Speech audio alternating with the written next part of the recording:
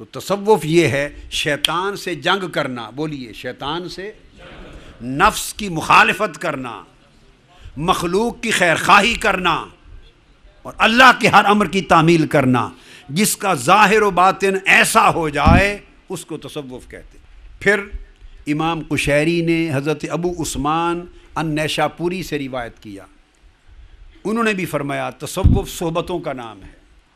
تصوف، پوچھا کیا صحبتیں؟ فرمایا الصحبت مع اللہ بحسن الادب ودوام الہیبت والمراقبہ، ہر وقت اللہ کی صحبت میں رہنا ادب کے ساتھ، ہر وقت اللہ کی صحبت میں رہنا ادب کے ساتھ، کہ وہ ناراض نہ ہو جائے، اس کی نافرمانی نہ ہو جائے، اللہ کے امر کی بے ادبی نہ ہو جائے، اللہ کی رضا منہ نہ پھیر لے، اللہ کی نگاہ سے گر نہ جاؤں، ہر وقت اللہ کی صحبت میں رہنا اور ہر وہ کام کرنا جس سے وہ بادشاہ راضی ہو، اس سے ڈرتے رہنا، اس کا ادب کرنا اور ان کا مراقبہ کرنا۔ اور الصحبۃ مع الرسول باتباع سنتہ، اور رسول کی صحبت میں رہنا ظاہر و باطن میں حضور کی اتباع سے۔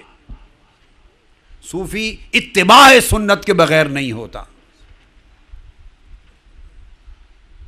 والصحبۃ مع الاولیاء بالاحترام والخدمہ، اور اولیاء کی صحبت میں رہنا احترام، ادب اور خدمت کے ساتھ۔ اولیاء کی صحبت میں رہنا احترام، اگر قریب صحبت میں بیٹھنا نصیب نہیں، دور ہیں تو پھر بھی احترام کریں، خواہ وہ اجمیر میں کیوں نہ رہتے، دور سے بھی ادب اور احترام کرنا، اس سے ان کی صحبت بن جائے گی۔ خواہ وہ بغداد میں آرام فرما کیوں نہ ہو، احترام کرنا صحبت ہو جائے گی۔ پاک پتن میں ہو، احترام کرنا صحبت ہو جائے گی۔ بخارا میں ہو شاہ نقشبند، ادب اور محبت رکھنا صحبت ہو جائے گی۔ سورورد میں ہو، مصر میں ہو امام شاذلی، ادب اور احترام سے رہنا یہ صحبت ہے۔ اور اگر قرب مل جائے ظاہری صحبت تو بالخدمہ، ان کی خدمت کرتے رہیں، ان کے جوڑے سیدھے کرتے رہنا، ان کے جوڑے سیدھے کرنا، خدمت کرنا، یہ ان کی صحبت ہے۔ اور والصحبۃ مع الاہل بحسن الخلق، اور اپنے اہل و عیال، فیملی سے صحبت رکھنا حسن اخلاق کے ساتھ۔ کیا؟ حسن اخلاق کے ساتھ۔ والصحبۃ مع الاخوان بدوام البشر، اور دوست احباب کی صحبت کیسے؟ مسکراتے چہرے کے ساتھ رہنا۔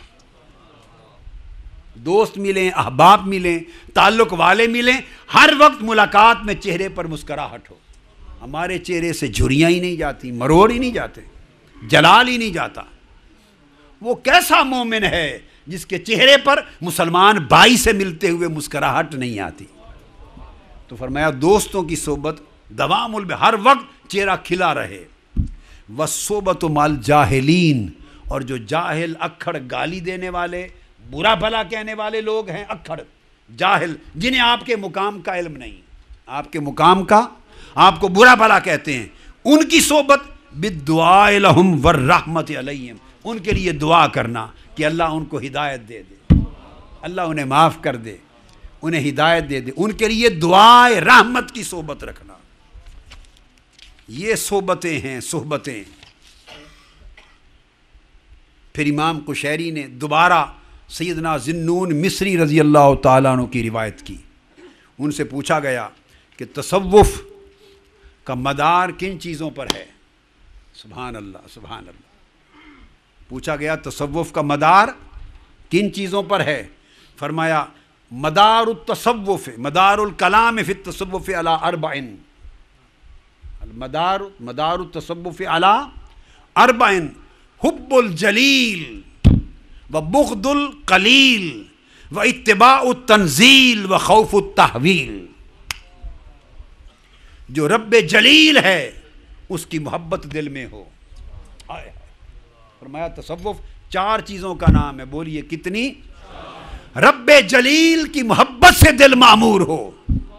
اور لوگوں، جس دل میں، جب آپ ایک صندوق میں سونے کے زیورات رکھتے ہیں، سونے کے زیورات رکھتے ہیں، تو کبھی اسی سونے کے زیورات کے ساتھ کچرا بھی رکھا ہے، کبھی خاک بھی رکھی ہے، کیچڑ بھی رکھا ہے، لوہا بھی رکھا ہے، زنگ بھی رکھا ہے، بولیے جس صندوق میں سونا رکھا جائے اس میں کچھ اور ماری چیز کمزور رکھتے ہیں؟ تو دل ایک صندوق ہے جس میں رب کی محبت کا زیور اور سونا رکھا جاتا ہے۔ تو جس دل میں رب کی محبت رکھی جائے اس میں اس کمینی دنیا کی رغبت بھی رکھ سکتے ہیں، اس کمینی دنیا کا حرص اور خدا کی محبت۔ ارے ایک دل کے صندوق میں آپ زیور کے ساتھ کچرا نہیں رکھتے، خدا کی محبت کے ساتھ دنیا کا حرص بھی رکھے اور کہیں کہ محبت نصیب ہو جائے۔ جس دل میں دنیا کا حرص، لالچ، حسد، بغض، عناد داخل ہو جائے، خدا کی محبت ہاتھ جوڑ کے کوچ کر جاتی ہے، کہتی ہے بابا تو نے اب اور چیزیں سجا لی ہیں، ہماری رخصت ہے۔ خدا سے محبت کا دعویٰ کرنے والوں نوجوانوں، یہ عمر ہے، میں ہر رات کہتا ہوں خدا کے لیے یہ عمر ہے، محبت کی لذت چکھ لو، پھر وقت نہیں رہے گا۔ محبت کی حلاوت چکھ لو۔ دنیا کی محبت اس قابل نہیں کہ اسے تکا بھی جائے۔ مال، دولت، شہوت، نفس، عجب، تکبر، حسد، بغض، عناد، یہ سب غلاظتیں ہیں، غلاظتیں ہیں، غلاظتیں ہیں۔ انہیں نکال باہر پھینکو اور دل کی صندوق کو اللہ کی محبت کے زیور سے مزین کر لو۔ جب اللہ کی محبت کا زیور آ جائے گا تمہاری آنکھیں برسیں گی، پھر تمہیں آنسوؤں کی لذت نصیب ہوگی، پھر تمہارے جبینوں کو، ماتھوں کو سجدے کی لذت نصیب ہوگی، پھر زبان کو اللہ کے ذکر و مناجات کی لذت نصیب ہوگی، پھر تڑپنے میں لذت آئے گا، پھر ہنسنے سے بڑھ کر رونے میں مزہ آئے گا، پھر سونے سے بڑھ کر جاگنے میں مزہ آئے گا، پھر کھانے سے بڑھ کر بھوکا رہنے میں مزہ آئے گا، بولنے سے بڑھ کر چپ رہنے میں مزہ آئے گا، پھر رب اپنے ہاتھ سے محبت کے جام پلائے گا، پھر ایک نشہ ہوگا، پھر سرور ہوگا، پھر وہ قریب کرے گا، پھر پردہ اٹھائے گا، پھر جلوہ دکھائے گا، ایک ایسی مستی اور بے خودی نصیب ہوگی کہ دنیا کے سارے غم بھول جائیں گے۔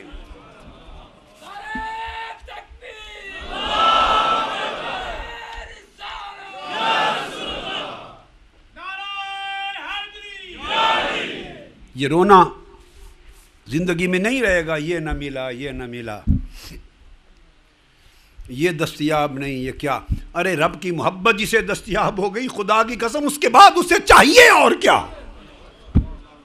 جسے خدا کا قرب نصیب ہو گیا اسے اور کیا چاہیے؟ جسے اللہ راضی ہو گیا اور کیا چاہیے؟ اس سے بڑی دولت کیا ہے دنیا اور آخرت میں؟ جوانوں، میرے بیٹے اور بیٹیوں، مجھے بتائیں ان احوال کو بدلنے کے لیے دل تیار ہوتا ہے؟ بولیے۔ چاہتے ہیں کہ ان ماتھوں کو لذت ملے سجدے کی؟ چاہتے ہیں کہ تمہاری جوانیوں میں اس کی محبت کا نور کا چشمہ پھوٹ اٹھے؟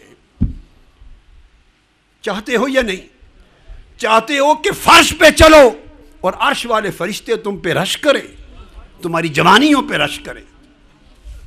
روم کی فتوحات کے زمانے میں کیا دو جوان تھے، مدینہ پاک سے گئے تھے، اسلامی لشکر میں دو جوان، وہ گرفتار ہو گئے، دو جوان، اور بادشاہ روم نے ان کو گرفتار کر لیا، اور بھی سب گرفتاروں کو تیل، جلتے ہوئے تیل میں ڈال کے مار دیا، شہید کر دیا۔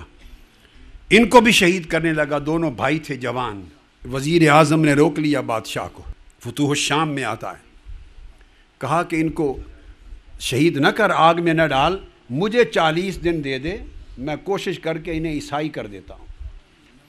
بڑے جوان ہیں، بڑے بہادر ہیں، بڑے شجاع ہیں، فن والے ہیں، ہمارے کام آئیں گے، میں ان کا مذہب بدل دوں گا 40 دن میں۔ اس نے کہا لے لو، 40 دن کی مہلت لے لی۔ آ کے خوبصورت باغ میں دونوں جوانوں کو بٹھا دیا، ہر آسائش دنیا دے دی، نہریں تھیں، چشمے تھے، باغ تھے، پھل تھے، پھول تھے، خوبصورت موسم تھا۔ جوان خوبصورت بیٹی، حوروں جیسی خوبصورت بیٹی، سجا دھجا کے، زیور کپڑے پہنا کے اس کو بھیج دیا، کہا کہ بیٹی تمہاری ڈیوٹی ہے، 40 دن ہیں، ان کا مذہب بدلنا ہے، آزادی ہے، جو چاہو کرو، مگر مجھے ان کو مذہب بدل کے دے دو۔ 40 دن۔ اس کی بیٹی، ہاں ایک بھائی کو شہید کر دیا اس نے، آگ میں ڈال کے ایک کو شہید کر دیا تھا کہ بدلو. اس نے کہا نہیں، جو وحدہ لا شریک سے جوڑ لیا ہے دل، اب وہ توڑ نہیں سکتے. ایک شہید ہو گیا، دوسرے کو بھی آگ میں ڈالنے لگا. اس وقت وزیر اعظم نے پکڑ لیا، کہا کہ ایک تو گیا جوان قیمتی تھا، دوسرا بچ گیا، خدا کے لیے مجھے دے دو. 40 دن میں ایک بھائی، اس کو میں مذہب بدل کے دیتا. ایک جوان کو باغوں میں رکھ لیا، اس کی بیٹی کو بٹھا دیا خود، اور کہا کہ تمہیں چیلنج ہے، ٹاسک ہے یہ، اس کا مذہب بدل دو. اس نے کہا 40 دن تو دور کی بات ہے، میں ہفتے میں بدل کے رکھ دوں. خوبصورت تھی، اسی حسن پر ناز تھا. وہ سج دھج کے روز آ کے بیٹھ جاتی. وہ نوجوان اٹھتا، صبح سحری کے وقت روزہ رکھ لیتا.